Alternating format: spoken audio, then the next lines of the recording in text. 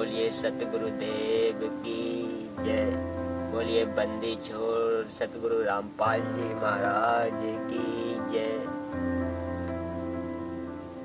पूर्ण गुरु की पहचान।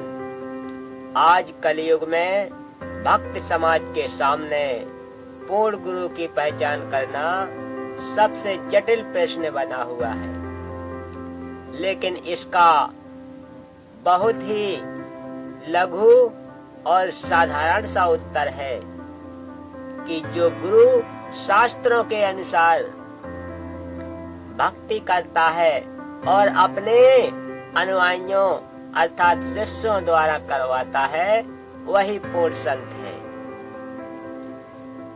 जो कि भक्ति मार्ग का संविधान धार्मिक शास्त्र जैसे कबीर साहिब की वाणी, नानक साहब की वाणी, संत गरीबदास जी महाराज की वाणी, संत धर्मदास जी साहिब की वाणी, वेद, गीता, कुरान, पुराण, पवित्र बाइबल आदि हैं।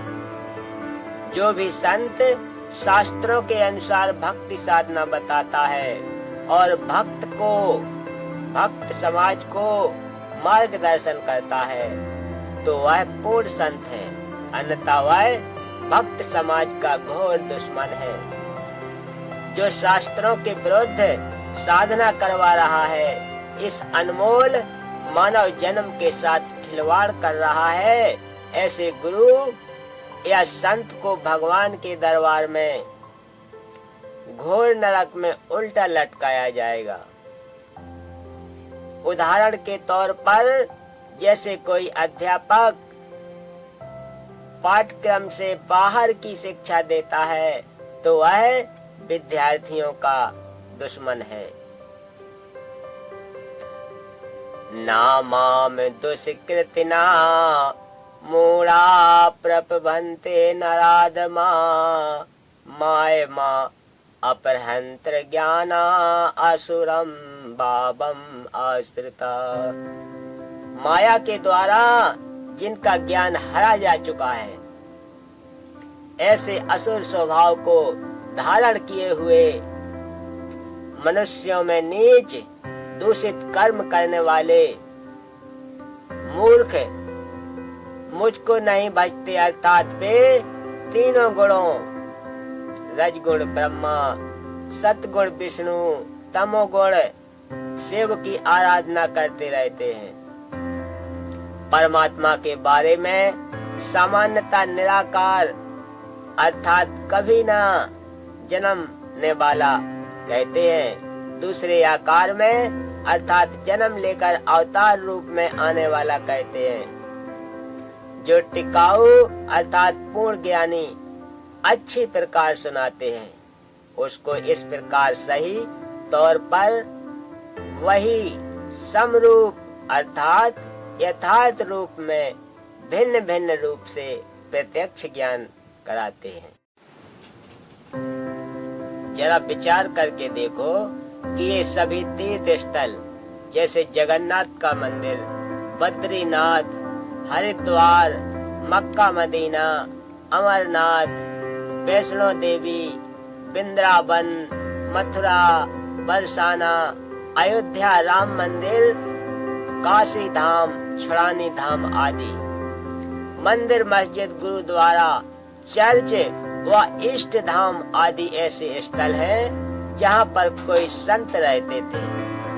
वे वहाँ पर अपनी भक्ति साधना करके अपना भक्ति रूपी धन जोड़ करके शरीर छोड़कर अपने इष्ट देव के लोक में चले गए।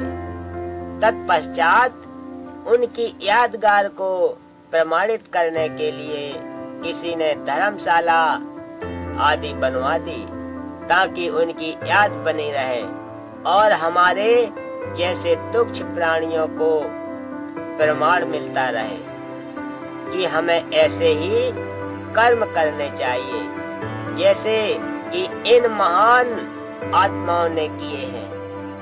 ये सभी धार्मिक स्थल हम सभी को यही संदेश देते हैं कि जैसे भक्ति साधना इन नामी संतों ने की है, ऐसे ही आप करो। इसके लिए आप इसी तरीके से साधना करने वाले व बताने वाले संतों की तलाश करो और फिर जैसा वे कहे वैसा ही करो। लेकिन बाद में इन स्थानों की ही पूजा प्रारंभ हो गई, जो कि बिल्कुल व्यर्थ है और शास्त्रों के विरुद्ध है। ये सभी स्थान तो एक ऐसे स्थान की भांति हैं जहाँ पर किसी हलवाई ने भट्टी बनाकर जलेबी, लड्डू आदि बनाकर स्वयं खाकर और अपने सगे साथियों को खिलाकर चले गए। उसके बाद में उस स्थान पर ना तो वह हलवाई है और ना ही मिठाई, फिर तो वहाँ केवल भट्टी ही है। वह ना तो हमारे को मिठाई बनाना सिखला सकती है और ना ही हमारा पेट भर सकती है।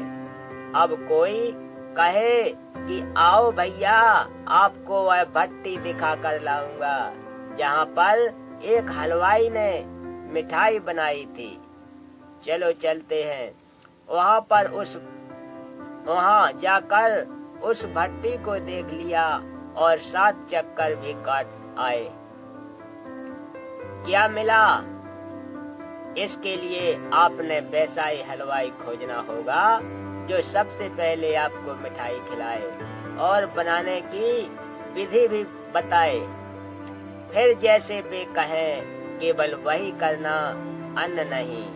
ठीक इसी प्रकार तीर्थ स्थानों की पूजा न करके वैसे ही संतों की तलाश करो जो शास्त्रों के अनुसार पूर्ण परमात्मा कबीर साहिब की भक्ति करते व बताते हों। फिर जैसे वे कहें केवल वही करना, अपनी मनमानी मत करना।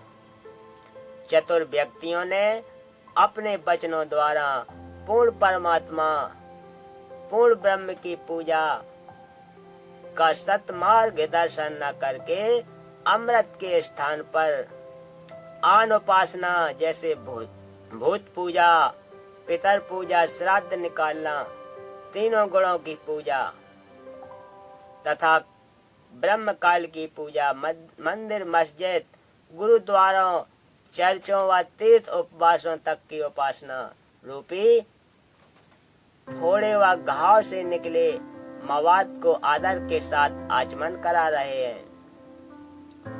उनको परम सुखदायक पूर्ण ब्रह्म कबीर सह शरीर साधारण वेशभूषा में, वस्त्र का अर्थ है वेशभूषा, संत भाषा में इसे चोला भी कहते हैं। जैसे कोई संत शरीर त्याग जाता है तो कहते हैं कि महात्मा तो चोला छोड़ गए। सत्यलोक वाले शरीर के समान दूसरा तेज पुंज का शरीर धारण करके आम व्यक्ति की तरह